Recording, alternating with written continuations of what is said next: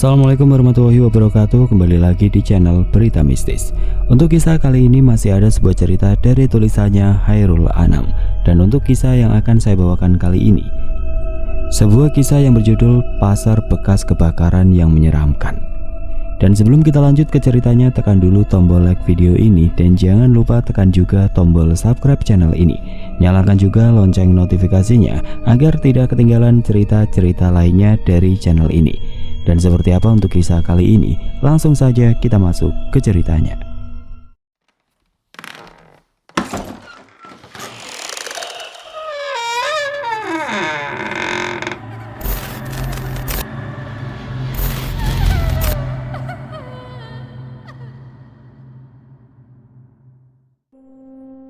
Romla sedang mengamati foto keluarga saat lebaran 2 tahun lalu. Di dalam foto itu ada Danang, suaminya, Fadli dan kedua orang tuanya. Romla merindukan momen-momen saat lebaran, apalagi saat ini sudah memasuki bulan puasa. Sejak dia merantau ikut suaminya ke Kalimantan, dia belum pernah pulang sama sekali. Suaminya yang kerja di proyek tentu tidak bisa izin sembarangan. Namun sekarang, karena kontrak kerja suaminya sudah habis dan mereka hanya berdagang di pasar, Romla berkeinginan untuk pulang kampung. "Abang, bagaimana kalau lebaran tahun ini kita pulang?" Romla mencoba meminta pendapat pada suaminya yang tengah sibuk menata dagang, pasar belakangan ini sepi. "Lah, kita mau pulang pakai uang apa?" Suaminya memasang wajah prihatin. Romla diam dan tidak menyaut lagi. Sebenarnya dia ingin sekali pulang dan berkumpul dengan keluarga saat lebaran. Tetapi karena keadaan keuangannya yang tidak memungkinkan, membuat Romla mencoba menekan keinginannya itu. Dia letakkan foto itu dan membantu suaminya menata dagangan. Di rumah yang sederhana ini, Romla tinggal bersama suami dan anaknya yang masih berusia 3 tahun. Setiap harinya dia berjualan di pasar, sedangkan Danang mengasuh Fadli di rumah. Di pasar, Romla seperti sudah memiliki keluarga sendiri. Di sana dia sangat akrab dengan pedagang lainnya, bahkan saling menganggap saudara satu dengan lainnya. Meskipun ada juga yang diam-diam tidak menyukainya. Romla tengah duduk di ruko jualannya. Dia mencoba menawarkan dagangannya kepada pengunjung pasar yang berseliweran lewat di depan rukonya. Namun satu pun tidak ada yang melirik dagangannya.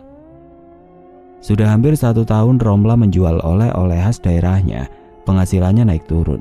Kadang laku banyak dan kadang sudah mencukupi untuk menjalani kehidupan sehari-hari. "Wah Lasmi, aku nitip warung dulu ya, mau sholat duha." Merasa tidak ada pembeli, Romla menyempatkan sholat duha apabila sudah jam 10 pagi. Biasanya dia menitipkan ruko pada tetangga yang kebetulan sudah dia anggap saudara sendiri. Lasmi pun mengangguk sambil mengembangkan senyumnya.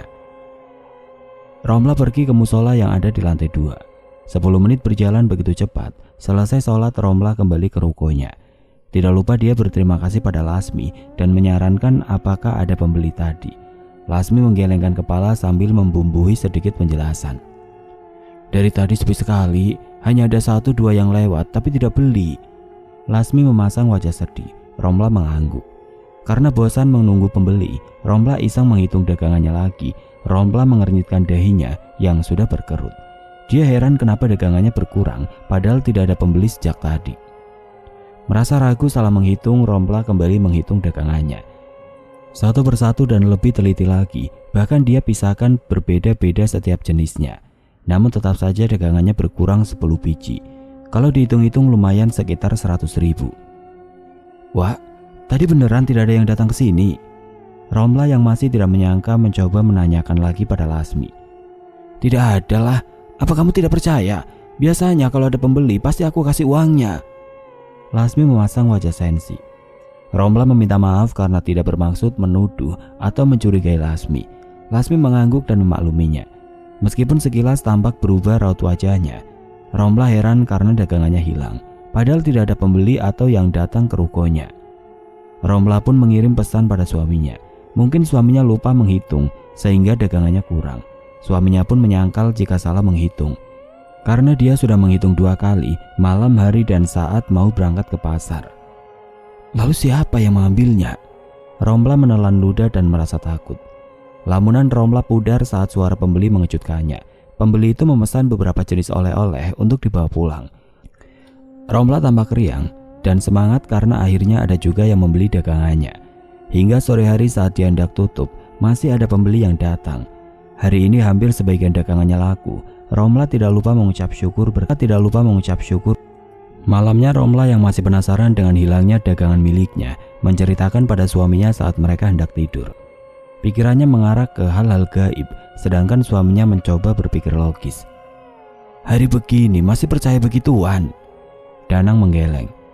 Tapi aneh sekali, dagangannya bisa berkurang. Romla meletakkan telunjuknya di kening.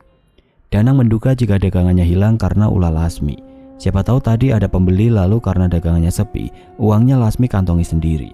Dugaan itu langsung mendapat bantahan dari Romla.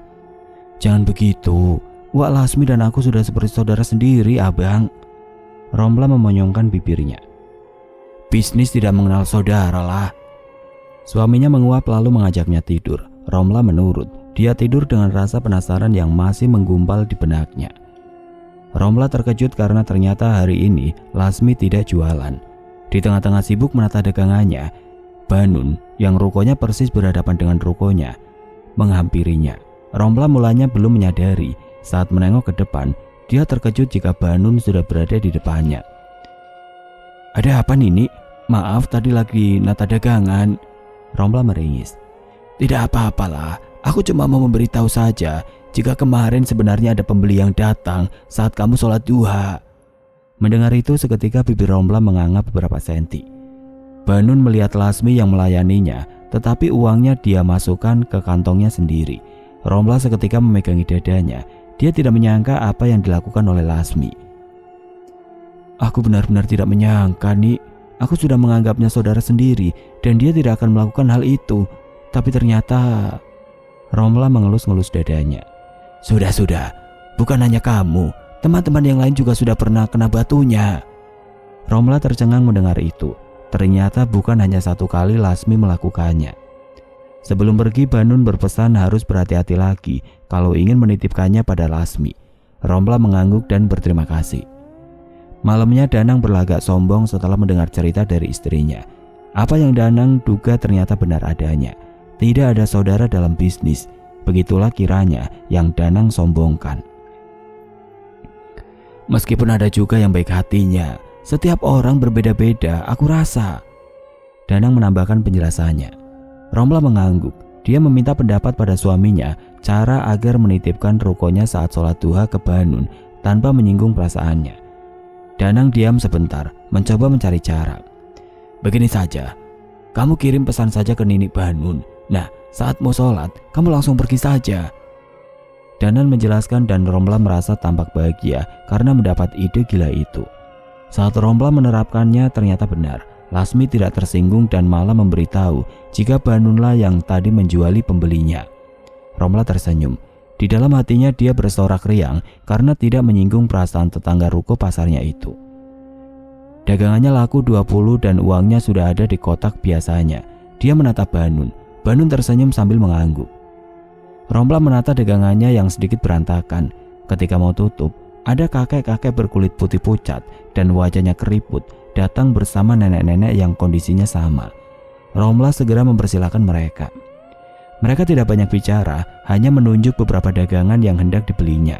Romla terkejut karena dagangan yang ditunjuk tidak sedikit. Bahkan jika dihitung-hitung, bisa 2 dus. Sudah, aku total dulu ya. Romla tampak berkeringat, dadanya naik turun dan jantungnya berdebar tidak karuan.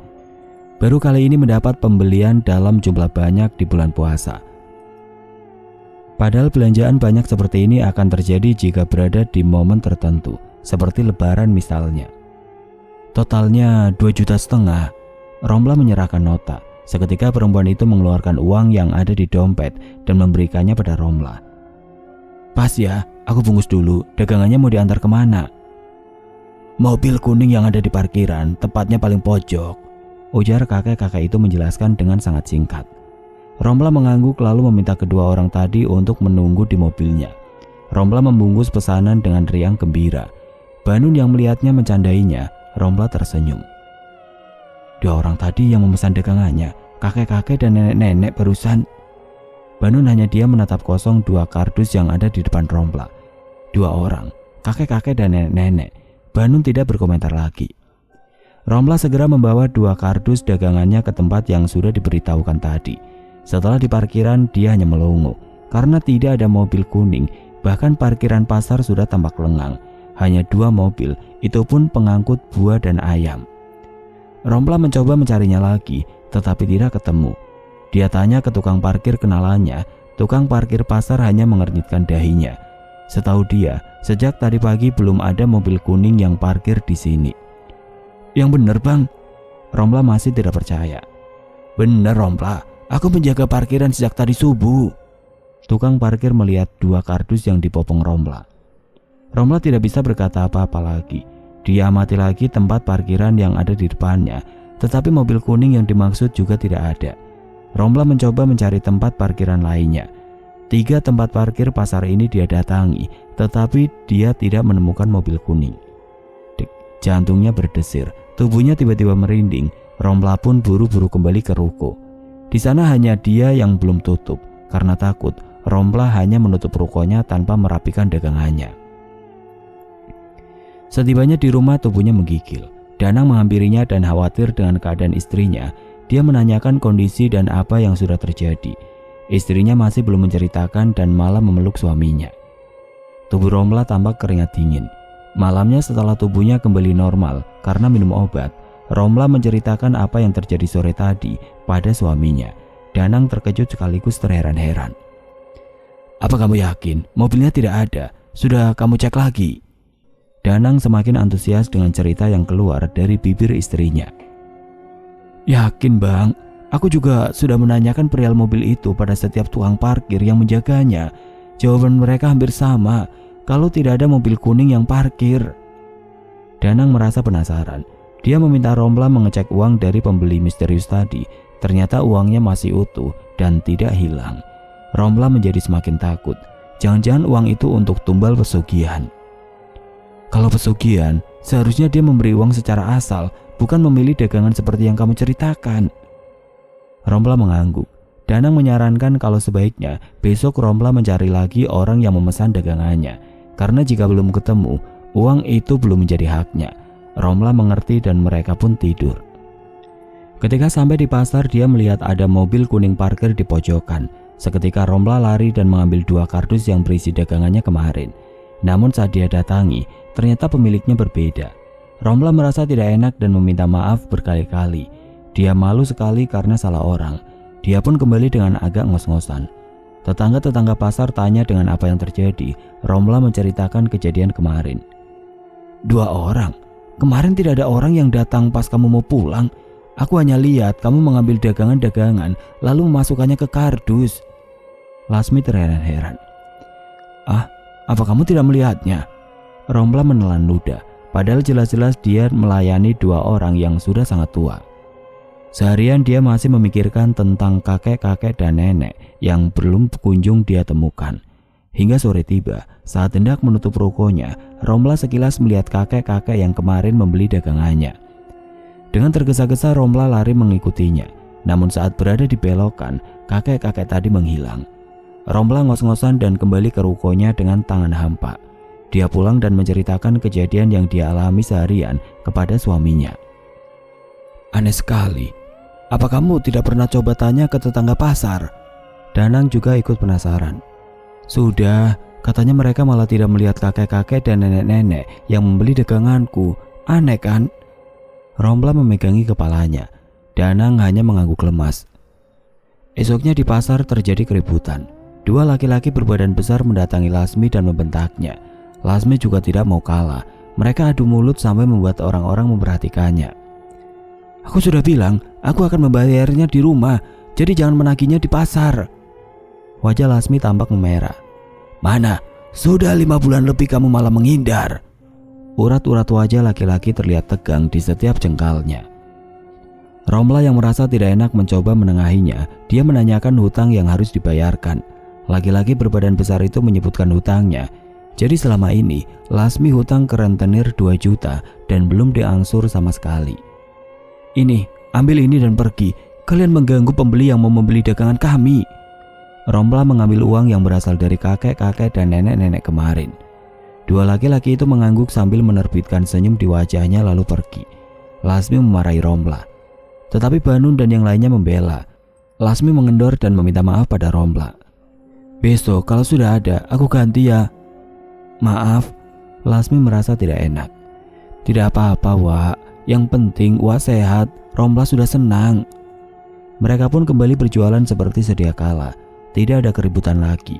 Hari itu pembeli yang datang lumayan banyak, sehingga penghasilan Romla terbilang memuaskan.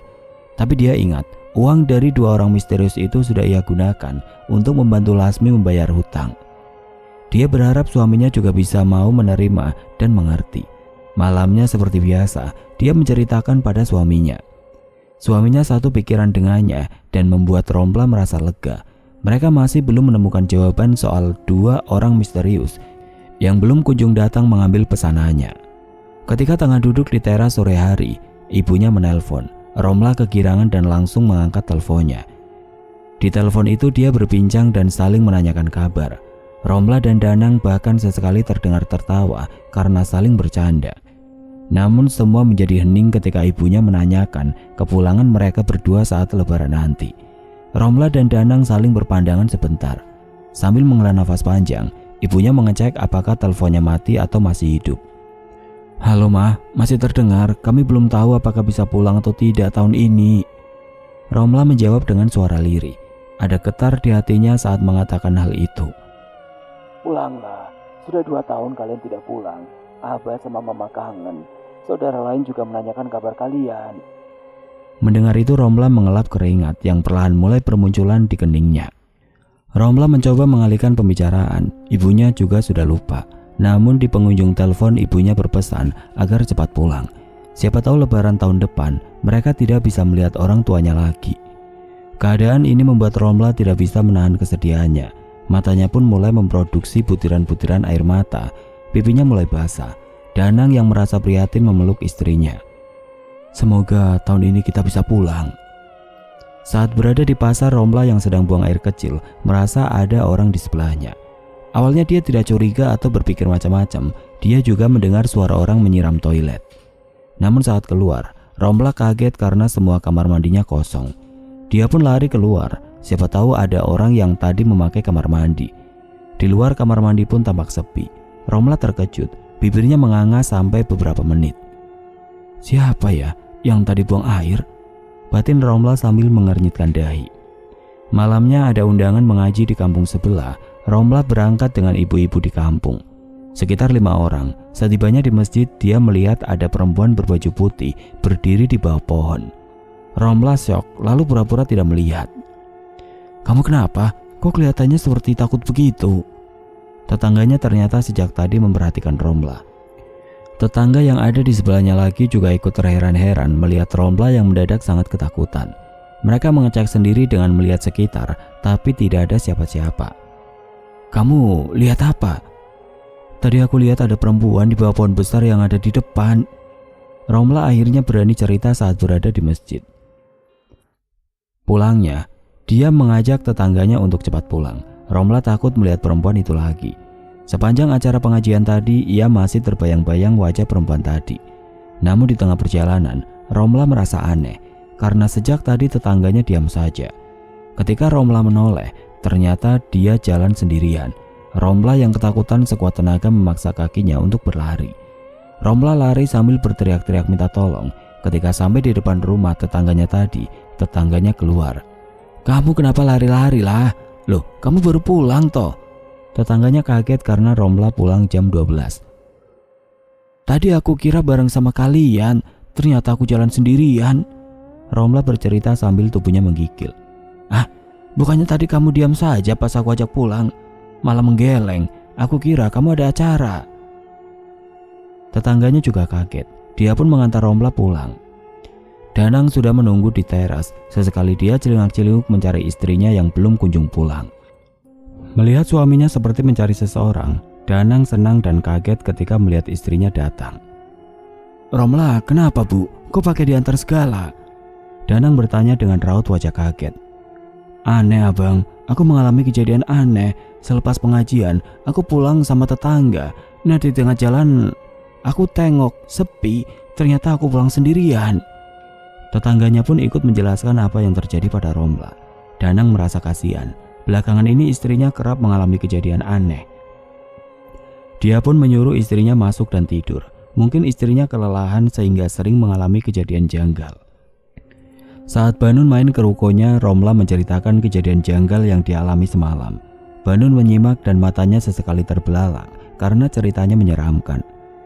"Itu serem banget lah, padahal dekat masjid ya." Lasmi menyaut.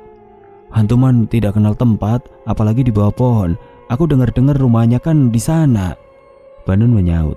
Lasmi menaikkan baunya karena merinding.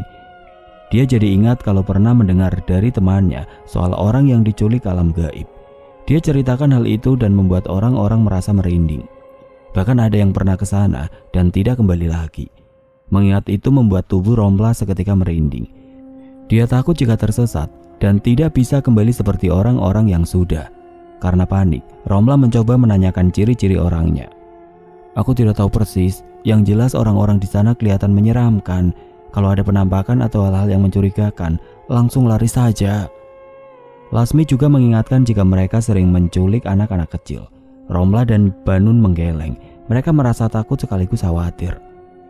"Tetanggaku juga ada, malah dia pernah diculik sampai berhari-hari. Katanya dia bisa lihat orang yang mencarinya, tapi tidak bisa teriak." Mirna dari kejauhan menyaut. "Oh, mungkin lagi main petak umpet." Banun mencoba mencairkan suasana dengan candaan. Semua tertawa mencoba membenarkan. Romla menjadi teringat 2 kardus dagangan yang dipesan oleh 2 orang misterius. Dan di dalam hatinya, dia bertanya apa mungkin orang itu adalah jin atau hantu. Romla merinding membayangkannya karena ciri-ciri pembeli tadi mirip sekali dengan yang Lasmi ceritakan. 2 orang itu memiliki paras pucat dan menakutkan. Romla yang mulai ketakutan mencoba berpikir positif dan mengalihkan perhatiannya. Mendekati Lebaran, Romla mencoba menghitung penghasilan yang dia dapat selama bulan puasa. Danang membantunya karena uangnya lumayan banyak. Setelah dihitung-hitung, uangnya masih tidak cukup untuk pulang. "Aku rasa segini hanya cukup untuk transport sajalah. Masa kita pulang tidak bawa apa-apa dan tidak memberi uang pada Abah dan Mama?" Danang menggaruk kepalanya. "Benar juga ya Abang, terus bagaimana ini?" Baru saja mereka berpikir sejenak, tiba-tiba dering telepon Romla berbunyi. Romla mengambil ponselnya dan mengangkat teleponnya. Telepon itu dari ibunya. Tanpa basa-basi, ibunya langsung memberitahu jika abahnya sakit. "Abah sakit apa, Mah? Kemarin waktu teleponan kelihatannya baik-baik saja." Seketika Romla merasa lemas. "Sudah 2 hari ini tubuhnya demam dan kadang batuk-batuk." Romla meminta ibunya untuk mengajak abahnya periksa. Sebelum diminta, ibunya sudah lebih dulu melakukannya.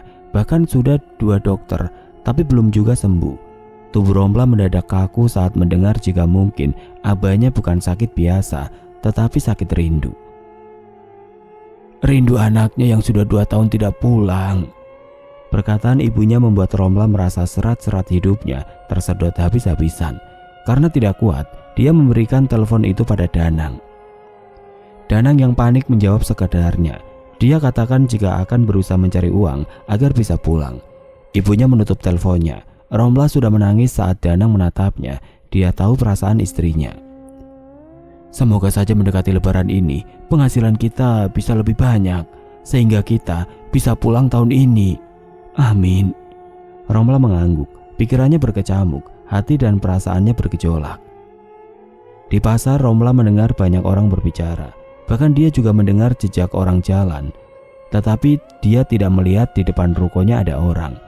Jalanan tampak sepi dan lengang. Romla celingak-celinguk. Suaranya sangat ramai, tapi kok sepi?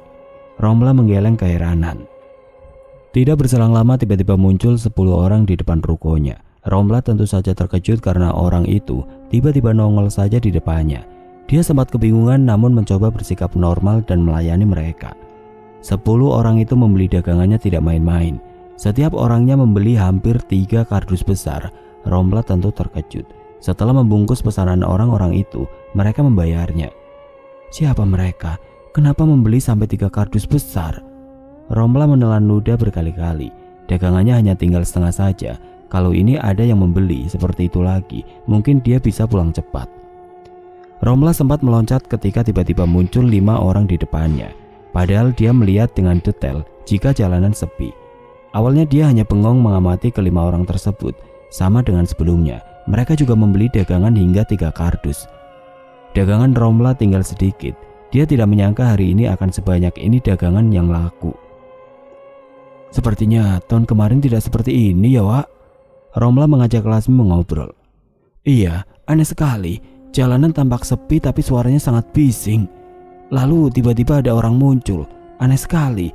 Mau bilang mereka jin tapi uangnya asli. Lasmi menggeleng keheranan. Romla juga merasa begitu. Baru asik mengobrol ada 2 orang nongol di depan rukonya. Dagangannya habis diborong oleh 2 orang itu. Romla jualan hanya setengah hari saja. Biasanya dia jualan sampai jam 4 sore. Tapi hari ini jam 12 dia sudah bisa pulang. Besoknya Romla menambah dagangannya karena dia yakin kejadian aneh itu akan terulang lagi. Benar saja, baru saja dia selesai menata dagangannya, 10 orang sudah mengantri di depan rukonya. Satu persatu mereka membeli dagangan dalam jumlah yang banyak. Hal itu berlanjut sampai siang hari. Siangnya, Lasmi kehabisan dagangannya. Dia meminjam dagangan Romla. Romla mengizinkannya mengambil. Kalau di total Lasmi mengambil dagangannya senilai 5 juta rupiah. Romla merasa senang. Dagangannya bukan hanya laku dari rukonya sendiri, tetapi juga tetangganya. Namun setelah tutup, Lasmi tidak membicarakan uang dagangannya. Dia hanya diam membisu. Kenapa dia tidak membayar dulu? Romla sempat ragu. Tetapi dia mencoba berpikiran positif. Siapa tahu Lasmi lupa. Besoknya dia juga tidak membahas uang dari dagangannya. Bahkan dia mau menambah lagi. Tapi Romla menanyakan uang kemarin. Lasmi bukannya memberikan, malah marah-marah. Romla terkejut mendengarnya. Iya aku bayar, tapi tidak sekarang, besok. Begitu saja pakai dihitung. Lasmi menaikkan nada suaranya. Maaf, bukan maksud dihitung, Wak, tapi uangnya buat modal lagi. Romla merasa jengkel tetapi dia tahan sebisa mungkin, takut akan memperkeruh suasana. Modal pakai uang lain kan bisa. Lasmi menggerutu. Banun yang ikutan kesal mendengar perkataan Lasmi mencoba membela Romla. Dia mencoba mengingatkan Lasmi kalau hutang wajib dibayar. Apalagi ini soal dagangan, karena uangnya pasti digunakan untuk modal lagi. Lasmi hanya menggerutu.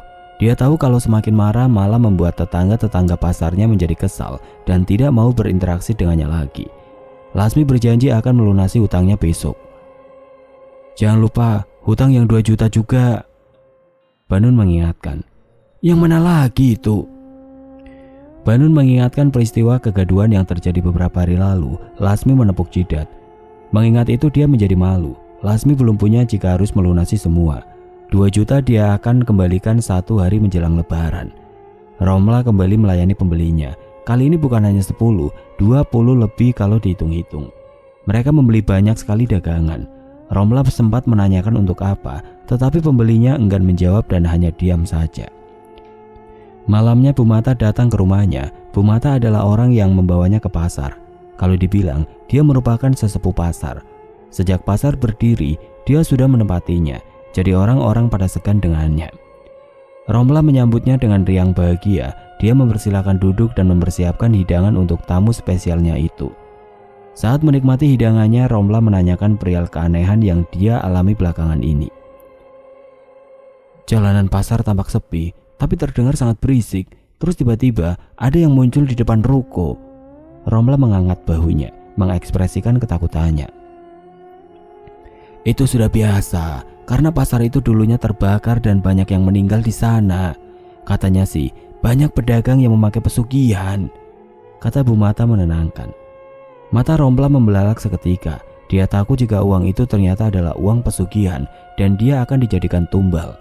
Bu Mata tersenyum dan mencoba menenangkannya.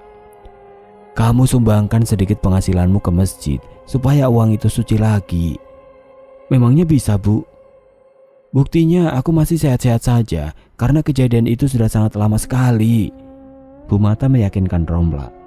Romla mengangguk. Romla sebenarnya masih sedikit tidak percaya karena selama ini yang dia tahu tidak ada dunia lain selain dunia yang ditepatinya saat ini. Bahkan dia juga baru mendengar ada kejadian semacam itu. Saat hendak sampai di rukonya, Romla melihat orang-orang mengerumuni rukonya. Dia segera berlari menghampiri rukonya. Orang-orang menghindar. Tubuh Romla mendadak menegang dan matanya terbuka lebar saat melihat rukonya dibobol orang. Hampir semua dagangannya hilang. Romla terduduk lemas, tangisannya mulai pecah. Banun dan yang lainnya mencoba menenangkannya. Tetangga-tetangga itu memeluk Romla agar bisa tabah dan kuat. "Kenapa harus rukoku?" Romla menjerit. Romla dituntun untuk duduk. Banun mengambil segelas teh. Romla menggeleng. Dia enggan minum karena perasaannya sedang tidak karuan. Orang-orang merasa kasihan melihat Romla. Dia menangis teringat wajah ibu dan abahnya. Bayangannya dagangannya laris hingga lebaran sehingga dia bisa pulang. Mengingat itu membuat tangis Romla kembali pecah. Tidak berselang lama, suaminya datang lalu memeluknya. Suaminya mencoba terus menenangkannya. "Yakinlah, semua pasti akan ada gantinya." Danang mengusap pundak istrinya. Romla sesegukan dan sesekali terbatuk-batuk. Semua kerumunan bubar dengan sendirinya. Romla kini berjualan seadanya. Danang membantunya karena takut istrinya pingsan. Orang-orang mulai berpikiran jika pelakunya adalah Lasmi, karena di antara deretan ruko hanya Lasmi yang tidak jualan hari ini. Romla tidak membenarkan pikiran buruk tetangga-tetangganya. Siapa tahu Lasmi benar-benar ada halangan sehingga tidak bisa berjualan. Dagangannya habis dalam waktu 1 jam. Romla bersiap-siap menutup warungnya. "Halo, Wak." Selesai menutup rukonya, tiba-tiba ada perempuan menghampirinya. Iya, ada apa?" Romla mencoba menutupi kesedihannya. Ketika Romla menatap perempuan itu, dia terkejut karena sebagian wajahnya seperti bekas luka bakar. Romla menjadi teringat dengan cerita Bu Mata semalam. Entah mengapa tubuhnya mendadak merinding, namun dia mencoba bersikap biasa dan tenang. "Kamu benar ingin memesan 1 mobil pickup?" Romla mencoba meyakinkan lagi. Perempuan itu mengangguk. Dia tidak banyak bicara. Romla tampak girang. Pesanan itu bisa menutup dagangannya yang hilang, bahkan masih banyak sisa yang nantinya bisa dia gunakan untuk pulang. Romla membuat perjanjian. Perempuan itu memintanya mengirim di belakang pasar. Biasanya mobil pickupnya parkir di sana. Romla mengangguk. Dia mencatat semua pesanan yang perempuan itu pesan. Setelah itu dia menerima bayaran. Paginya dengan bantuan suaminya, Romla mengangkut pesanannya ke belakang pasar. Namun pickup yang dimaksud tidak ada. Mereka menunggu terlebih dulu karena siapa tahu pickupnya terlambat. Sampai 1 jam, tidak ada pickup kosong datang. Yang ada hanya pickup pengangkut sayuran. Romla dan Danang kebingungan. Apa jangan-jangan itu? Romla panik. Sepertinya dia sudah pergi. Romla hanya menepuk jidatnya. Dia pun menyimpan kelebihannya itu sebelum dia pakai. Tidak terasa tinggal 2 hari saja lebaran tiba. Romla menghitung-hitung lagi uang yang selama ini dia kumpulkan. Ternyata masih kurang 7 juta. Karena menyebut 7 juta, tentu saja dia teringat dengan Lasmi. Meskipun malas menagih hutang pada Lasmi, namun bagaimanapun juga dia harus menagihnya. Hanya uang itu satu-satunya yang bisa membawanya pulang ke kampung halaman. Paginya, Romla mencoba menagih hutangnya pada Lasmi. Wah, sebentar lagi aku mau pulang lebaran, tetapi uangnya kurang 7 juta. Apa uangnya kemarin sudah ada? Romla bertanya dengan nada lirik. Kenapa kurangnya bisa pas 7 juta ya? Kamu sengaja ya supaya bisa menagih uang itu? Ya, aku bayar. Besok aku membayarnya. Romla menggelengkan kepala. Uangnya harus sekarang, karena buat beli tiket nanti malam. Mendengar itu Lasmi menjadi naik pitam. Dia memarahi Romla habis-habisan. Tidak segan-segan dia juga menyumpahinya. Dasar pelit, hitungan. Aku doakan kamu terserempet motor. Lasmi bersungut-sungut. Banun yang mendengar itu hanya mengelus dada. Romla diam saja dan memilih kembali ke ruko ketimbang memperkeruh keadaan. Dia hanya bisa mengelus dada dan menggeleng berkali-kali. Bagaimana bisa Lasmi tidak mau membayar hutangnya, padahal sudah hampir 1 bulan. Lebaran kian dekat. Romla dan Danang kebingungan. Mencari uang 7 juta sangat sulit, apalagi mendekati lebaran. Saat jualan 1 hari sebelum lebaran, dia mendapat kabar kalau Lasmi mengalami kecelakaan. Kapan itu kejadiannya? Romla terkejut mendengar kabar dari Banun. Kemarin sore waktu dia pulang dari pasar. Romla merasa kasihan, tetapi tidak dengan Banun. Dia malah mengatakan kalau Lasmi terkena sumpahnya sendiri. Dia menyumpahi Romla, tetapi dia sendiri yang terkena sumpahnya. Romla menenangkan Banun. Baru asik mengobrol, tiba-tiba 2 orang pembeli misterius itu datang lagi. Romla terkejut. Segera dia mengambilkan 2 kardus yang masih dia simpan. 2 orang itu memintanya menyimpannya dulu. Karena memesan lagi dagangan milik Romla. Bahkan kalau ditotal, hampir semua dagangan Romla dia beli. Dia sempat ragu untuk meyakinkannya lagi. Romla menanyakan perihal dagangan yang dibelinya. "Benar, semua akan aku beli." Romla terkejut dan tampak bahagia saat menghitung kira-kira labanya hampir 7 juta. Dua orang itu membayar lebih. Saat menghitung, Romla tidak melihat keduanya. Ternyata uang yang dia berikan lebih dari 7 juta. "Ini kelebihan, Tuan." Romla celingak-celinguk karena dua orang itu sudah tidak ada. Dan dagangannya juga sudah raib. Romla berlari kecil mencarinya, tetapi tidak ada. Tetangga-tetangganya terheran-heran. "Kamu kenapa? Kok lari-lari?" "Ini ada pembeli tapi uangnya kelebihan." Romla menunjukkan uang. Tetangga-tetangganya hanya melongo menatap uang yang Romla pegang, karena sejak tadi mereka tidak melihat ada pembeli di ruko Romla. Romla tentu tidak percaya. Dia melihat pembeli itu dengan kesadaran penuh. "Sumpahlah, aku tidak melihatnya. Kalian lihat nggak tadi?" "Tidak, dari tadi sepi dan kamu hanya menata daganganmu ke kardus." Romla jadi teringat kata-kata Bu Mata. Mungkin dua orang tadi adalah salah satu korban pasar yang terbakar. Dia sempat meminta pendapat pada suaminya, tetapi suaminya menyarankan agar bertanya Bu Mata tentang uang itu. Romla segera mendatangi rumah Bu Mata. Bu Mata tertawa mendengar kekhawatiran Romla. "Itu uang asli lah, jadi tidak perlu takut. Sudah aku bilang kamu bawa uang itu sebagian untuk masjid, semua bakalan aman." Bu Mata tersenyum. "Benar ini," Romla meyakinkan lagi. "Benar, lihat rumah ini juga hasil dari uang mereka. Mereka malah sering menjadikan daganganku langganan. Mungkin daganganmu juga begitu, sehingga mereka sering datang ke rokomu dan membeli daganganmu." Romla mengangguk, dia sedikit lega. Akhirnya dia bisa mendapat uang untuk menutup kekurangannya kemarin. Malamnya dia bisa memesan tiket untuk pulang ke kampung halamannya. Paginya, tetangga-tetangga berniat ingin menjenguk Lasmi. "Kamu mau ikutlah?" Banun menawarkan. Karena pasti Romla sangat sakit hati dengan perkataan Lasmi. Mungkin dia tidak mau ikut, pikir tetangga-tetangga lain. Namun Banun mencoba menawarinya terlebih dulu. Dia mengenal Romla yang punya karakter bagus. "Ikut-ikut, aku ikut." Romla sangat bersemangat. Dia menitipkan rukonya pada tetangga yang menjenguk kloter kedua. Mereka menyewa angkot kecil dan pergi ke rumah Lasmi. Setibanya di sana, suami Lasmi menyambut kedatangan mereka. Mereka diminta untuk masuk ke kamar. Saat melihat Romla datang, Lasmi seketika begitu ingin berdiri dan menangis. "Romla, maafkan aku, maafkan aku. Aku sudah banyak berdosa padamu." Tangis Lasmi pun pecah.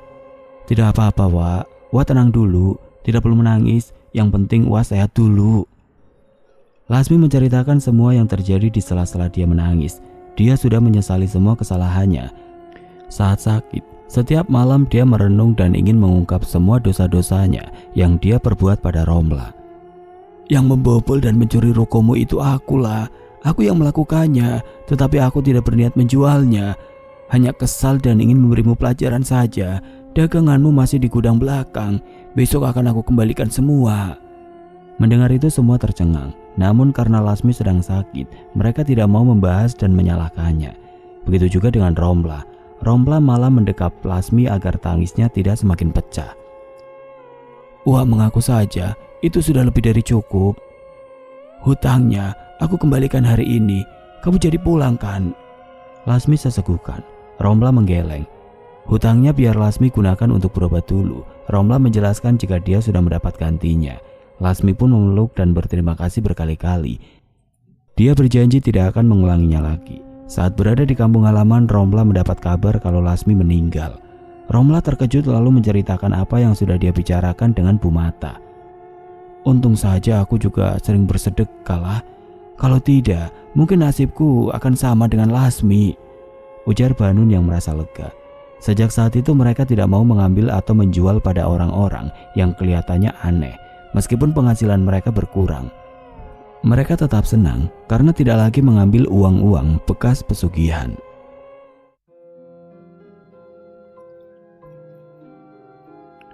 Oke teman-teman, sekian untuk kisah kali ini. Bagaimana menurut kalian tentang kisah ini? Tulis komentar kalian di kolom komentar. Dan buat teman-teman yang baru bergabung, jangan lupa untuk like, komen, share, serta subscribe channel ini. Dan nantikan kisah-kisah horor berikutnya tetap di channel Berita Mistis. Wassalamualaikum warahmatullahi wabarakatuh.